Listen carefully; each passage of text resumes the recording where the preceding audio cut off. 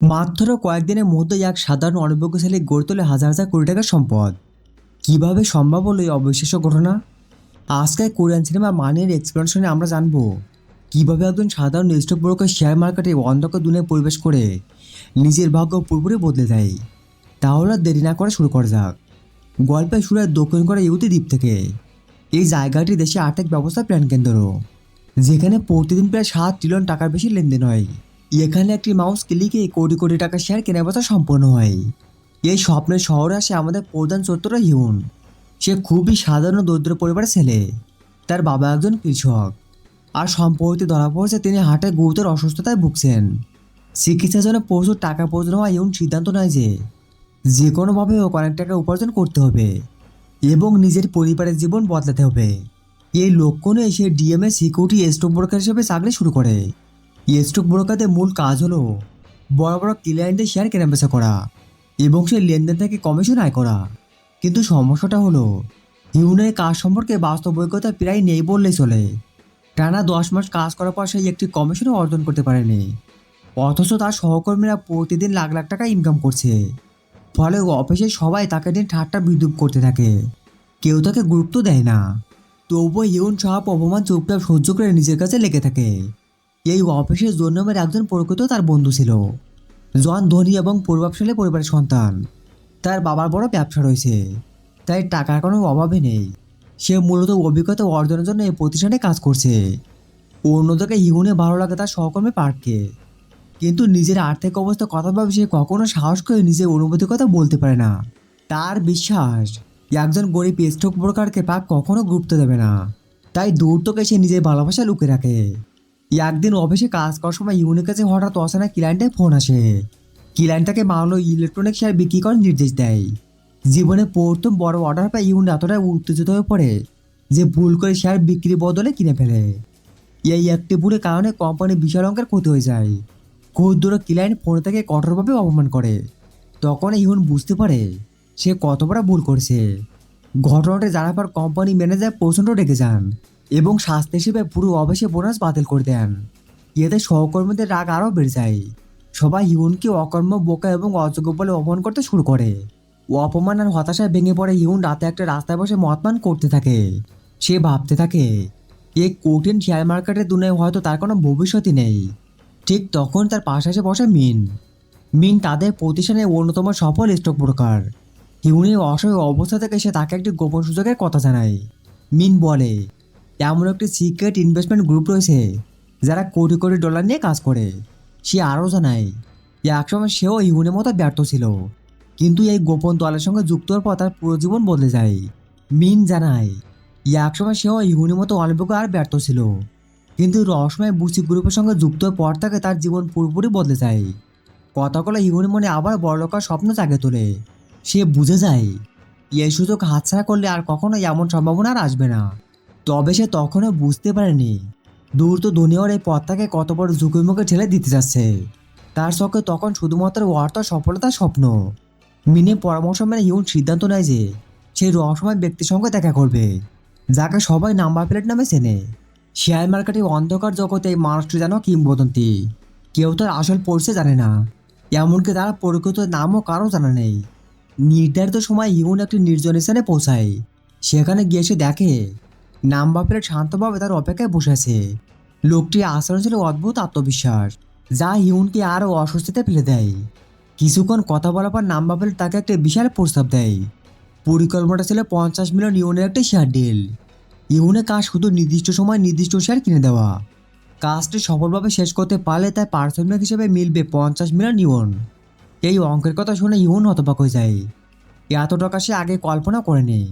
তার মনে হয় এই ডিলই হয়তো তার পুরো জীবন বদলে দিতে পারে। বাবার চিকিৎসার কথায় মাথায় ঘুরছিল। সব কিছু ভেবে সে শেষ পর্যন্ত প্রস্তাবটি গ্রহণ করে। পরদিন সকালে অফিসে বসে ইউনের অবস্থা ছিল ভীষণ টেনশনে ভরা। মার্কেট খোলা আগ মুহূর্ত পর্যন্ত তার হাত পা কাঁপছিল। ঠিক তখনই একটি অচেনা নাম্বার থেকে ফোন আসে। নির্দেশনা পাওয়ার সঙ্গে সঙ্গে সে সময় নষ্ট না করে শেয়ার কেনা শুরু করে। আগের ভুল থেকে শিক্ষা নিয়ে সে এবার একটি ভুলও করে না। খুব দ্রুত এবং নিখুঁতভাবে পুরো অর্ডার সম্পন্ন করে ফেলে। এত বড় পরিমাণ শেয়ার কেনার কারণে পুরো বাজারে আলোড়ন সৃষ্টি হয়। অন্য ব্রোকাররা বুঝতেই পারছিল না, হঠাৎ এমন বিশাল কেনাকাটার পেছনে কী কারণ রয়েছে? আসলে এটি ছিল পরিকল্পিত মার্কেট ম্যানিপুলেশন। হংকংয়ে একটি বড় ব্যাংক বাজারে বিপুল পরিমাণ শেয়ার ছেড়ে দেয়, ফলে শেয়ারের দাম দ্রুত পড়ে যায়। আর এই পরিস্থিতির সুযোগ নিয়ে নাম্বার প্লেট কম দামে বিপুল পরিমাণ শেয়ার সংগ্রহ করার পরিকল্পনা বাস্তবায়ন করছিল। ইউন তখনও বুঝতে পারেনি সে আসলে পুরো ষড়যন্ত্রের একটি ছোট অংশ মাত্র। দিন শেষে অফিসে সবাই অবাক হয়ে যায়। যে ছেলেটি কয়েক মাস আগেও একটি সফল ট্রেড করতে পারতো না, সে আজ কোম্পানির সবচেয়ে বড় ডিল সম্পন্ন করছে। ম্যানেজার থেকে শুরু করে সহকর্মী সবাই তার প্রশংসা করতে থাকে। জীবনে প্রথমবারের মতো ইউন নিজের কাজের জন্য সম্মান এবং স্বীকৃতি পায়। সেদিন রাতে নাম্বার প্লেট প্রতিশ্রুতি অনুযায়ী তার পারিশ্রমিক পাঠিয়ে দেয়।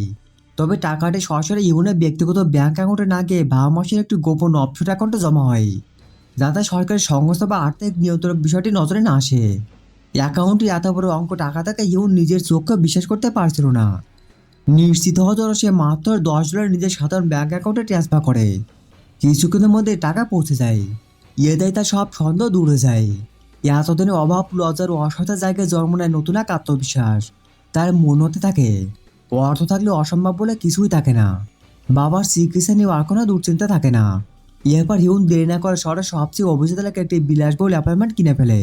সেই বাইরে থেকে পুরো কোরিয়ান স্টক এক্সচেঞ্জ দেখা যেত। নিজের নতুন জীবন দেখানোর জন্য সে পার্কে সেই অ্যাপার্টমেন্টে নিয়ে যায়। রাত হাতে হিউনে এমন পরিবর্তন থেকে পার্ক বিস্মিত হয়ে যায়। তার একটাই প্রশ্ন, এত অল্প সময় এত বিপুল সম্পদের মালিক কিভাবে হলো? পার্ক অবাক হয়ে জানতে চায়, এত অল্প সময় হিউন কিভাবে এত বিপুল সম্পদের মালিক হয়ে গেল?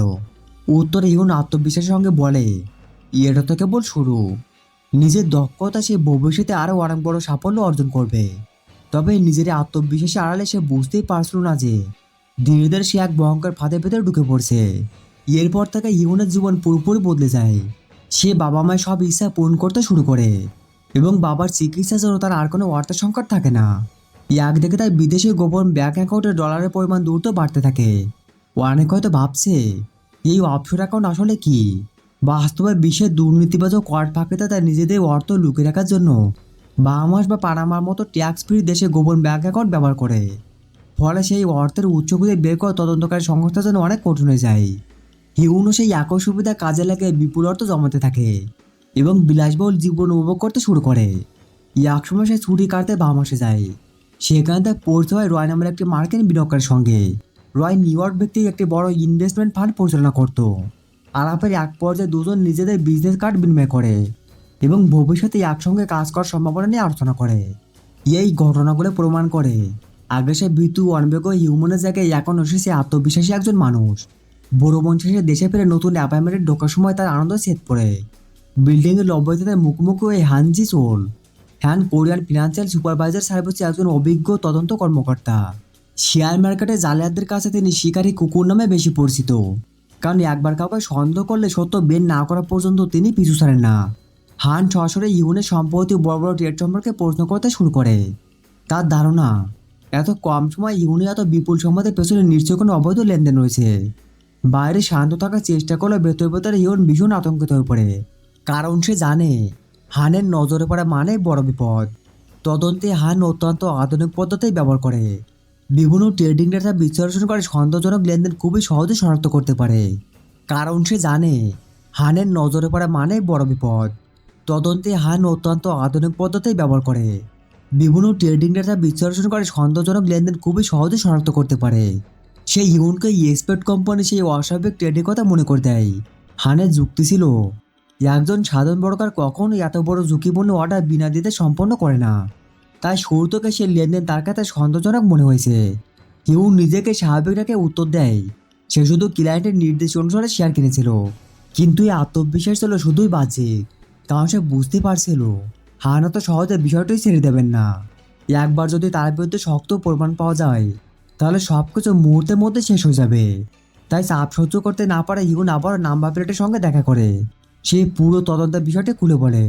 সব শুনে নাম্বার প্লেট একটুও বিচলিত হয় না, বরং হালকা হাসি দিয়ে জানায়, প্রমাণ ছাড়া তদন্তকারীরা কিছুই করতে পারবে না, কারণ সমস্ত শেয়ার লেনদেন কাগজে কলমে বৈধভাবে সম্পন্ন হয়েছে। আর আসল অর্থ তো আগেই বিদেশি গোপন অ্যাকাউন্টে সরে রাখা হয়েছে। তাই ইউনকে অযথা ভয় না পেয়ে পরবর্তী মিশনের জন্য প্রস্তুত হতে বলা হয়।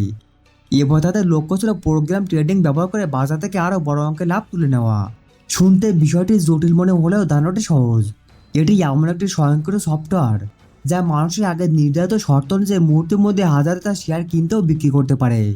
এই প্রযুক্তির সাহায্যে সাধারণ বিনিয়োগকারীরা কিছু বুঝে ওঠার আগেই বাজারে বড় অংশ নিয়ন্ত্রণে নেওয়া সম্ভব। নামভাবের ঠিক একই ব্যবস্থাকে অস্ত্র হিসেবে ব্যবহার করে প্রতিদ্বন্দ্বী প্রতিষ্ঠানগুলোকে হারানোর পরিকল্পনা করেছিল। হিউন নিজের কোম্পানি বিশেষ ট্রেডিং সফটওয়্যার ইনস্টল করে। শুধু সেই একা নয়, আরও 4 জন একই সিস্টেমে যুক্ত হয়। সবাই মিলে এবার তাদের শেয়ার মার্কেটে আরও বড় একটি পরিকল্পনা বাস্তবায়নের প্রস্তুতি নিতে শুরু করে। এদিকে তারা সবাই মিলে শেয়ার মার্কেটে বিশাল একটি জটলা প্রস্তুতি নিতে থাকে। কিন্তু একই সময় তদন্ত কর্মকর্তা হান হিউনের প্রতিটি পদক্ষেপেও নজর রাখতে শুরু করে। তার একটাই লক্ষ্য, হিউন এবং রহস্যময় নাম্বার প্লেটের আসল পরিচয় এবং কর্মকাণ্ড সবার সামনে প্রকাশ করা। অর্থাৎ একদিকে হিউন আইন শৃঙ্খলা বাহিনীর নজরদারিতে, অন্যদিকে সে আরও একটি বড় অবৈধ পরিকল্পনায় অংশ হতে চলেছে। পরদিন অবশ্যই পৌঁছায় হিউন যে বিশেষ ট্রেডিং সফটওয়্যার চালু করে। মুহূর্তের মধ্যে স্বয়ংক্রিয়ভাবে হাজার হাজার শেয়ার তার নিয়ন্ত্রণে চলে আসে। অন্য ব্রোকাররা যখন ম্যানুয়ালি অর্ডার দিতে ব্যস্ত, তখন সফটওয়্যারটি ইতিমধ্যে বাজারে বড় অংশ শেয়ার কিনে ফেলে। ফলাফল হিসেবে বিশাল অঙ্কের লাভ হয়। পুরো অফিস বিস্ময়ে তাকে থাকা ইউনের পারফরমেন্সের দিকে। এই সাফল্যের জন্য কোম্পানি কর্তৃপক্ষ তাকে ব্রোকার অফ দ্য ইয়ার সম্মাননা দেয়। বড় বড় বিনিয়োগকারীরা এখন তার সঙ্গে কাজ করতে আগ্রহী। অল্প সময়ের মধ্যে সে প্রতিষ্ঠানের সবচেয়ে সফল ও মূল্যবান ব্রোকারে পরিণত হয়। যে ছেলেটি একসময় সবাই অযোগ্য মনে করত, সে আর সাফল্যের শীর্ষে। কিন্তু সাফল্যের পেছনে পথ যে কতটা অন্ধকার তা তখনও সে পুরোপুরি উপলব্ধি করতে পারেনি।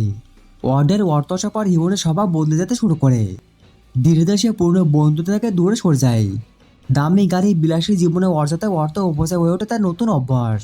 এমনকি পার্কের সঙ্গে সে আগের মতো আচরণ করে না। ইমনে পরিবর্তন থেকে পার্ক বুঝে যায় অর্থের নেশা তাকে সম্পূর্ণ বদলে দিয়েছে।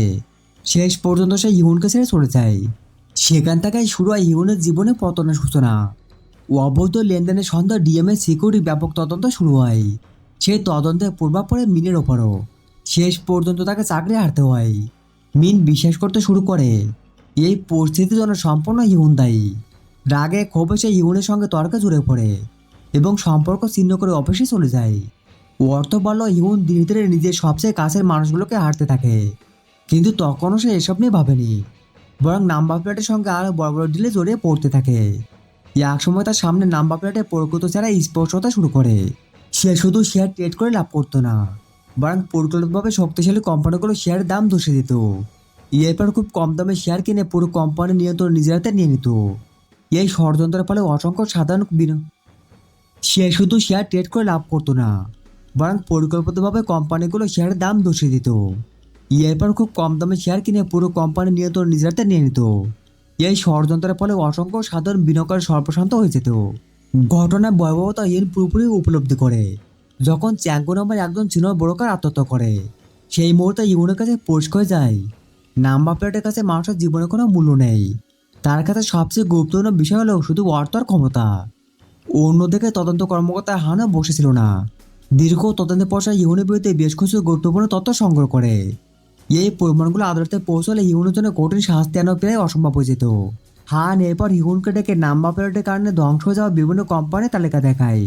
সেই সতর্ক করে দেয় যেভাবে অন্যদের ব্যবহার করে শেষে ফেলে দেওয়া হয়েছে, একদিন হিউনের সঙ্গে ঠিক এমনই ঘটনা ঘটবে। হানের কথাগুলো শুনে হিউনের মনে প্রথমবারের মতো বড় সন্দেহ ভয় জন্মায়। কিন্তু ঠিক সেই সময় নাম্বার প্লেট তাকে আরও বড় এবং আরও বিপজ্জনক একটি নতুন মিশনের প্রস্তাব দেয়। ঠিক সেই সময় নাম্বার প্লেট হিউনের হাতে আরও ভয়ঙ্কর একটি মিশনের দায়িত্ব তুলে দেয়। নতুন অপারেশনে ফাইল খুলতে হিউন হতভম্ব হয়ে যায়, কারণ টার্গেট কোম্পানিটার কেউ নয়, তার সবচেয়ে ঘনিষ্ঠ বন্ধু ইউসের বাবার প্রতিষ্ঠিত কোম্পানি। বছর পর বছর পরিশ্রম করে গড়ে তোলা সেই ব্যবসা এখন নাম্বার প্লেটের নজরে। পরিকল্পনা ছিল প্রথমে কোম্পানিকে বর্তমানে সংকটে ফেলা, এরপর শেয়ারের দাম ধসে পড়লে অল্প মূল্যে সব শেয়ার কিনে পুরো প্রতিষ্ঠান দখল করে নেওয়া। অর্থাৎ এবার হিউনকে নিজের বন্ধুর সর্বনাশের অংশীদার হতে বলা হয়েছে। পরিস্থিতি আরও ভয় পেয়ে ওঠে যখন রহস্যজনক ঘটনা ইউসের বাবা মারা যান। ঘটনাটা জানার পর হিউনি আর বুঝতে বাকি থাকে না যে এর পেছনে নাম্বার প্লেটে হাত রয়েছে। বাবাকে হারে ইউসুং পুরোপুরি ভেঙে পড়ে। একদিকে শোক, অন্যদিকে পারিবারিক কোম্পানি হারানোর আশঙ্কা, সব মিলে সে অসহায় হয়ে পড়ে। বন্ধুর অবস্থা থেকে হিউনের ভেতরে পরিবার অপরাধবোধ কাজ করতে শুরু করে। সে বুঝতে পারে নাম্বার প্লেটের নির্দেশে মেনে চলে বন্ধুর পরিবার নিঃস্ব হয়ে যাবে, আবার নির্দেশ অমান্য করলে নিজের জীবনও ঝুঁকির মুখে পড়বে। টাকার লোভ আর দীর্ঘদিনের বন্ধুত্ব, এই দুয়ের মাঝখানে দ্বারা ইউন শেষ পর্যন্ত কঠিন একটা সিদ্ধান্ত নেয়। সে ঠিক করে এবার আর নাম্বার প্লেট হয়ে কাজ করবে না, বরং নিজের জীবনের সবচেয়ে বড় ঝুঁকি নিয়ে তার বিরুদ্ধে দাঁড়াবে। ইউন সরাসরি ইউসুংয়ের সঙ্গে দেখা করতে যায়। তখন ইউসুং বাবার মৃত্যু শোক সামলাতেই পারছিল না। এর মধ্যে তাদের কোম্পানির শেয়ারের দাম রেকর্ড পরিমাণ কমে যায়। পরিস্থিতি এমন হয়ে দাঁড়ায় যে কোম্পানিটি টিকে রাখায় কঠিন পড়ে। অবশেষে ইউসুংয়ের চাচা বাধ্য হয়ে প্রতিষ্ঠানটি একটি বিনিয়োগকারীর কাছে বিক্রির কথা ভাবতে শুরু করে। এই সময় ইউনের মাথায় একটি পরিকল্পনা আসে। সে ইউসুংকে বলে কোনো অবস্থাতে এখন শেয়ার বিক্রি করা যাবে না, বরং নির্দিষ্ট সময় পর্যন্ত অপেক্ষা করতে হবে। ইউন জানায় পরদিন ঠিক একটি নির্দিষ্ট সময়ে শেয়ারের দাম দ্রুত বাড়বে, আর সেই সুযোগে যদি সব শেয়ার বিক্রি করা যায় তাহলে কোম্পানিটি আবারও ঘুরে দাঁড়াতে পারবে। ইউসুং অবাকে জানতে চায় এত বড় পরিমাণ শেয়ার কে কিনবে। ইউন আত্মবিশ্বাসের সঙ্গে উত্তর দেয় প্রথম ধাক্কাটা সে নিজেই সামলাবে। পরদিন বাজার করার সঙ্গে সঙ্গে ইউন পরিকল্পনা অনুযায়ী ইউসুংয়ের কোম্পানিটি শেয়ার কেনা শুরু করে। বিশাল পরিমাণে ক্রয়ের কারণে খুব অল্প সময়ের মধ্যে কোম্পানিটির বাজার মূল্য বাড়তে শুরু করে। কিন্তু আসল চ্যালেঞ্জ তখনও বাকি ছিল। শেয়ারের দাম বাড়লেও সেগুলো উচ্চ মূল্যে বিক্রি করতে না পারলে পুরো পরিকল্পনায় ব্যর্থ হয়ে যাবে। অথচ বিক্রি করার মতো শেয়ারের সংখ্যা ছিল কয়েক মিলিয়ন। ইউন নিজের গোপন অফশোর অ্যাকাউন্ট ব্যবহার করে যতটা সম্ভব শেয়ার কিনতে শুরু করে। কিন্তু কিছুক্ষণ পর সে বুঝতে পারে তার কাছে পর্যাপ্ত পরিমাণে অর্থ নেই। নিজের সঞ্চিত টাকা দিয়ে সব শেয়ার কেনা সম্ভব নয়। বাকি শেয়ারগুলো কিনবে কে? এই প্রশ্নের কোনো উত্তর তখন তার কাছে ছিল না। চরম দুশ্চিন্তায় পড়ে যায় ইউন, কারণ পরিকল্পনা ব্যর্থ হলে ইউসুংয়ের কোম্পানিটি দেউল হয়ে যাবে, আর সেই সুযোগে নাম্বার প্লেট খুব সহজে পুরো প্রতিষ্ঠান নিজের দখলে নিয়ে নেবে। ঠিক তখন তার মনে পড়ে বাবা মাসে পরিষেবা মার্কেট বিনিয়োগকারী রয়ের কথা। রয় নিউ ইয়র্কের একটি বড় ইনভেস্টমেন্ট ফান্ড পরিচালনা করে। ইউনার দেরি না করে তার সঙ্গে যোগাযোগ করে এবং দ্রুত এই কোম্পানিতে বিনিয়োগ করার প্রস্তাব দেয়। রয় সম্ভাবনাটি যাচাই করার সঙ্গে সঙ্গে আগ্রহ দেখায়, কারণ লাভজনক প্রতিষ্ঠানে বিনিয়োগ করা ছিল তার মূল ব্যবসা। অন্যদিকে নাম্বার প্লেট তখনও বাজারে ভুয়া খবর ছড়িয়ে আতঙ্ক সৃষ্টি করার চেষ্টা করছিল, যাতে সবাই ভয়ে শেয়ার বিক্রি করে দেয়। কিন্তু তার পরিকল্পনা সফল হয় না। ইউন আতঙ্কে বিক্রি ও শেয়ারগুলো দ্রুত কিনতে থাকে। ফলে বাজারে চাহিদা আবারও বেড়ে যায় এবং শেয়ারের দাম আর নিচে নামতে পারে না। এবার রয়ের ফান্ড বাজারে প্রবেশ করতে পুরো পরিস্থিতি বদলে যায়। বিশাল বিদেশি বিনিয়োগের কারণে শেয়ারের দাম ঊর্ধ্বমুখী হতে থাকে। পরিস্থিতি এমন জায়গায় পৌঁছে যায় যে শেষ পর্যন্ত নাম্বার প্লেটে পুরো পরিকল্পনা ভেঙে পড়তে শুরু করে। শেয়ার মার্কেটে এই ধরনের কৌশলগত লেনদেনের একটি নির্দিষ্ট অর্থনৈতিক নাম রয়েছে, যা এরপর গল্পে ব্যাখ্যা করা হয়। শেয়ার মার্কেটে এই কৌশলকে বলা হয় শর্ট স্কুইজ, অর্থাৎ নাম্বার প্লেট যে ফাঁদ উন্নতির জন্য তৈরি করেছিল, শেষ পর্যন্ত ইউন সেই একই কৌশল ব্যবহার করে তার পরিকল্পনা ভেস্তে দেয়। ইউন এবং রয় একসঙ্গে বিপুল পরিমাণ শেয়ার কিনতে শুরু করলে বাজারের চিত্র মুহূর্তে বদলে যায়। শেয়ারের চাহিদা হঠাৎ বেড়ে যাওয়ায় ইউসুংদের কোম্পানিটির শেয়ারের দাম ঊর্ধ্বমুখী হয়। খুব অল্প সময়ের মধ্যে কোম্পানিটি আগের চেয়েও আরও শক্তিশালী অবস্থায় ফিরে আসে এবং বড় ধরনের লাভও করে। তবে এই জয় সহজ আসেনি। বন্ধুর কোম্পানিকে বাঁচা থেকে ইউন নিজের গোপন অ্যাকাউন্টে জমে রাখা প্রায় সব অর্থ খরচ করে ফেলে। এক সময়ের কোটিপতি ইউন আবারও কার্যত নিঃস্ব হয়ে যায়, কিন্তু এবার তার কোনো আফসোস ছিল না। এতদিন অর্থ লোভে সে যে ভুলগুলো করেছিল সেগুলো পেয়ারচিত করা এটা ছিল তার সুযোগ। নিজের সবকিছু হারালেও সে একজন নির্দোষ মানুষের জীবন ও একটি পরিবারকে রক্ষা করতে পেরেছে। তার ব্যাংক অ্যাকাউন্ট ফাঁকা হলেও তার মনে এক ধরনের শান্তি ফিরে আসে। অন্যদিকে এই ঘটনার সবচেয়ে বড় ক্ষতি নাম্বার প্লেটের। ইউসুংদের কোম্পানি দখল করে তার বহুদিনের পরিকল্পনা পুরোপুরি ব্যর্থ হয়ে যায়। এই ব্যর্থতার কারণে তার প্রায় 30 বিলিয়ন ওনের ক্ষতি হয়। এত বড় ক্ষতির জন্য সে ইউনের উপর ভীষণ ক্ষুব্ধ হয়ে ওঠে। সঙ্গে সঙ্গে ফোন করে তাকে দেখা করার নির্দেশ দেয়। ইউন জানতো এই সাক্ষাৎ তার জন্য অত্যন্ত বিপজ্জনক হতে পারে, তবুও সে নির্ধারিত সময়ে একটি সাবওয়ে স্টেশনে পৌঁছে যায়। এবার তার মুখে আর আগের মতো ভয় ছিল না। সবকিছু হারিয়ে ফেলায় মৃত্যুকে সে আর গুরুত্ব দিচ্ছিল না। সে জানতো সত্যের পক্ষে দাঁড়ানোর মূল্য তাকে দিতেই হবে। স্টেশনে মুখোমুখি হওয়ার পর নাম্বার প্লেট প্রথমে তার বিশ্বাসঘাতকতার কারণ জানতে চায়। ইউন শান্তভাবে উত্তর দেয় বন্ধুর পরিবারকে ধ্বংস হতে সে দেখতে পারেনি, তাই আর সিদ্ধান্ত নিয়েছে। এই উত্তর শুনে নাম্বার প্লেট প্রচণ্ড রেগে যায়। সে ইউনকে হুমকি দেয় যারা তার সঙ্গে বিশ্বাসঘাতকতা করে তাদের পরিণতি কখনোই ভালো হয় না। এরপর সে সন্দেহবশত ইউনের শরীর তল্লাশি করতে শুরু করে। তল্লাশির এক পর্যায়ে তার কোটের ভিতরে লুকে রাখা একটি ক্ষুদ্র মাইক্রোফোন খুঁজে পায়। আসলে ইউন আগে থেকে পুরো কথোপকথনটি গোপনে রেকর্ড করার ব্যবস্থা করেছিল। সেই অডিও সরাসরি তদন্ত কর্মকর্তা হানে পুলিশের একটি বিশেষ টিম শুনছিল। প্রমাণ হাতে পেয়ে হান দ্রুত ঘটনাস্থলে পৌঁছে যায়। কয়েক মুহূর্তের মধ্যে পুরো স্টেশন ঘিরে ফেলা হয়। পালানো সব পথ বন্ধ হয়ে যাওয়া নাম্বার প্লেট আর কোনো উপায় খুঁজে পায় না। শেষ পর্যন্ত পুলিশ তাকে গ্রেপ্তার করে এবং তার দীর্ঘদিনের অপরাধ চক্রে ভেঙে দেয়। এখানে গল্প শেষ হয় না। ইউন জানতো সে নিজেও সম্পূর্ণ নির্দোষ নয়। পুলিশের তদন্ত সহযোগিতা করলে অতীতে অপরাধ থেকে সে মুক্ত নয়। এই কারণে সুযোগ বুঝে সে সবার নজরে সিনে উদ্দেশ্য শেষ একটি ট্রেনে উঠে পড়ে। ট্রেন ছাড়ার পর হান তাকে ফোন করে জানায় তদন্তে সহযোগিতা করলে তার নিরাপত্তা দায়িত্ব পুলিশ নেবে। কিন্তু ইউন রহস্যময় হাসি দিয়ে শুধু একটি কথা বলে, সাক্ষী আর অভিযুক্তের মাঝের দূরত্ব কখনো কখনো খুবই কম। এ কথা বলেই সে ফোন কেটে দেয়। এরপর চলন্ত ট্রেনে ভিড়ে মিলে যায় ইউন।